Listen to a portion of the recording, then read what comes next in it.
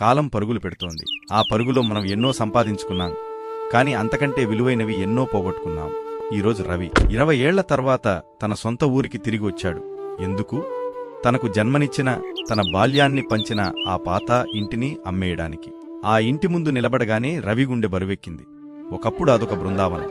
చుట్టాల రాకతో, పిల్లల కేరింతలతో కళకళలాడేది. కాని ఈరోజు ఒక పెద్ద తుప్పుపట్టిన తాళం ఆ జ్ఞాపకాలను బంధించేసింది. అమ్మడానికి సిద్ధమైన ఆ ఇంటిని ఆఖరిసారి చూద్దామని ఆ తాళం తీశాడు రవి. తలుపు తెరిచిన శబ్దం ఆ నిశ్శబ్దంలో ప్రతిధ్వనించింది. లోపల అడుగుపెట్టగానే ఆ ఇంటి గోడలు రవితో మాట్లాడడం మొదలుపెట్టాయి. ఆ ధూళిపట్టిన నేల, ఆ వెలసిపోయిన రంగులు అన్నీ గతాన్ని గుర్తుచేస్తున్నాయి. ఒక్కసారిగా కాలం వెనక్కి వెళ్ళింది. అది రవి బాల్యం. అదొక స్వర్ణయుగం. అప్పుడు ఇల్లు అంటే 4 గోడలు కాదు, 40 మంది మనుషులు. పొద్దున్నే కోడికోత కన్నా ముందే మా ఇంట్లో సందడి మొదలయ్యేది. అమ్మమ్మ గొంతు, బావి దగ్గర నీళ్ల చప్పుడు, వంటింట్లో గరిటెల శబ్దం, అవే మా అలారాలు.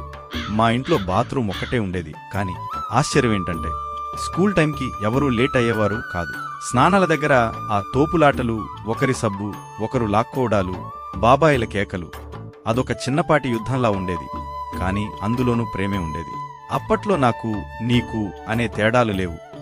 వండుకుంటే గంపెడు అన్నం, వడ్డించుకుంటే ఆకు నిండా ఆప్యాయత. ఎవరికి ఏది ఇష్టమో అడగడం ఉండేది కాదు. వండిందే మహాప్రసాదం. పచ్చడి మెతుకులైనా సరే 10 మందితో కలిసి తింటే ఆ రుచి వేరు కదా.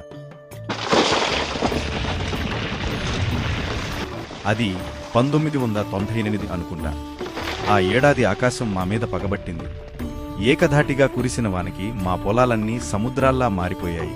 ఆరుగాలం కష్టపడి పండించిన పంట కళ్ల ముందే నీళ్లపాలైంది.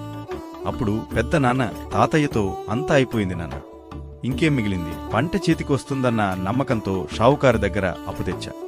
ఇప్పుడు ఆ వడ్డీలు ఎలా కట్టాలి, అసలెలా తీర్చాలి? అందరూ భయంతో వణికిపోతున్నారు. కాని ఆ ఇంట్లో ఒక్కరు మాత్రం నిశ్చలంగా ఉన్నారు. ఆయనే మా తాతయ్య. సముద్రం ఎంత గంభీరంగా ఉంటుందో ఆయన కూడా అంతే నిశ్శబ్దంగా ఉన్నారు. తాతయ్య, అప్పుడు ఏమైందిరా? వాన పడితే పంట పోయింది, కాని మన ప్రాణాలు పోలేదు కదా, ఎందుకురా అంత భయం? అప్పుడు పెద్ద నాన్న తాతయ్యతో పరువు పోతుంది నాన్న. అప్పుల వాళ్లు ఇంటి ముందు నిలబడితే ఆ అవమానం తట్టుకోలేం. తాతయ్య, ఒరే పిచ్చోడా, పరువు అంటే జేబులో డబ్బు కాదురా, గుండెలో ధైర్యం. ఇదిగో ఈ గొలుసు అమ్మేయండి. మీ అమ్మ దాచిన ఈ డబ్బులు తీసుకోండి. రేపు ఉదయమే ఆ షావుకారప్పు తీర్చేయండి. పెద్ద నాన్న కన్నీళ్లతో, వద్దు నాన్న, ఇది మీది. ఇది అమ్మేస్తే రేపు మీ పరిస్థితి ఏంటి? తాతయ్య అప్పుడు, రే, నాకు ఆస్తి అంటే ఈ బంగారం కాదురా, మీరే. మీరు కలిసున్నంతకాలం, ఈ ఇంట్లో నవ్వులున్నంతకాలం నన్ను ఏ కష్టం ఏమీ చేయలేదు. డబ్బు పోతే సంపాదించుకో.